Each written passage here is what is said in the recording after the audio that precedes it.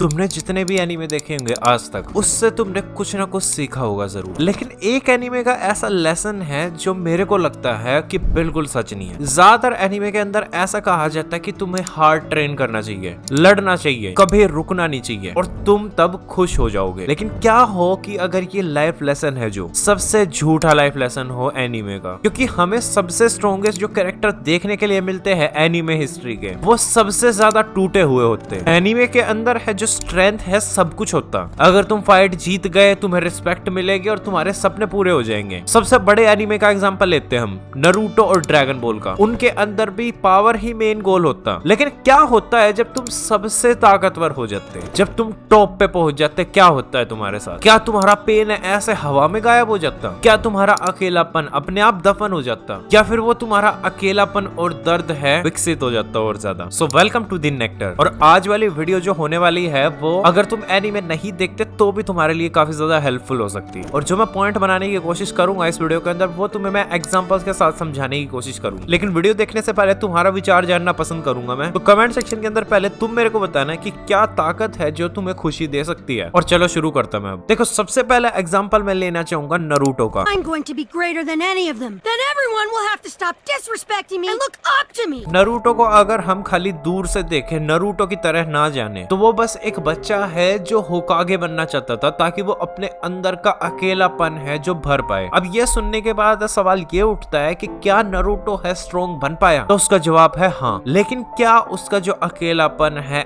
ऐसे जादुई तरीके से गायब हो गया? इसका जवाब होगा ना। इवन वो अपने पीक पे था, फिर भी वो अपने दर्द को लेके चल रहा था अपने सीने में। पास्ट में उसके साथ जो भी हुआ था, जो भी उसके साथ चीजें घटी थी, वो उसके साथ हमेशा रही हैं। स्ट्रेंथ ने उसे फिक्स नहीं करा, बल्कि लोगों ने करा उसको फिक्स। दूसरा एग्जांपल आता साइटामा वन पंच मैन से। Fear, tension, joy, anger.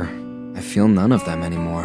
अब इस चेहरे को गौर से देखो, ये है साइटामा जो उसके यूनिवर्स का सबसे स्ट्रॉन्गेस्ट हीरो है। कोई दुश्मन हिम्मत भी नहीं कर सकता इससे लड़ने की। ये खाली एक घुसे में खत्म कर सकता किसी को भी। सुनने में इतना परफेक्ट और सही लगता है ये, लेकिन तुम पोज मार के सोचो, ये बोर्डम से डील कर रहा है, अकेला है, डिस्कनेक्टेड है सभी चीजों से। जब जिंदगी में स्ट्रगल ही खत्म हो गया तो मीनिंग क्या रहा जिंदगी का? ताकत की वजह से साइटामा का पर्पस ही खत्म हो गया। उसका कोई पर्पस ही नहीं है अब लाइफ का। अब अटैक ऑन टाइटन से अगर हम एरन येगर की बात करने लग जाए तो उसके बारे में भी काफी सारी चीजें हैं बात करने लायक। And we killed our enemies.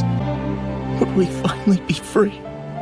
एरन जो एक ऐसा कैरेक्टर है जो आजादी के पीछे था और आजादी का उसे रास्ता लगा पावर, एंड इवेंचुअली वो मोस्ट पावरफुल बीइंग बन गया था उनके यूनिवर्स के अंदर। लेकिन जो ताकत उसे मिली, जो ताकत उसे ताकतवर बनाई, उसकी वजह से वो सभी से दूर हो गया। उसकी इंसानियत से, उसके रिश्तों से, उसकी शांति से। ताकत ने उसे खुशियां नहीं दी, बल्कि उसे आइसोलेशन और ट्रेजेडी दे दी। और सबसे इंटरेस्टिंग केस स्टडी मेरे को जो लगती है वो है गोकू की। For me, there's a better path to power. It's not love.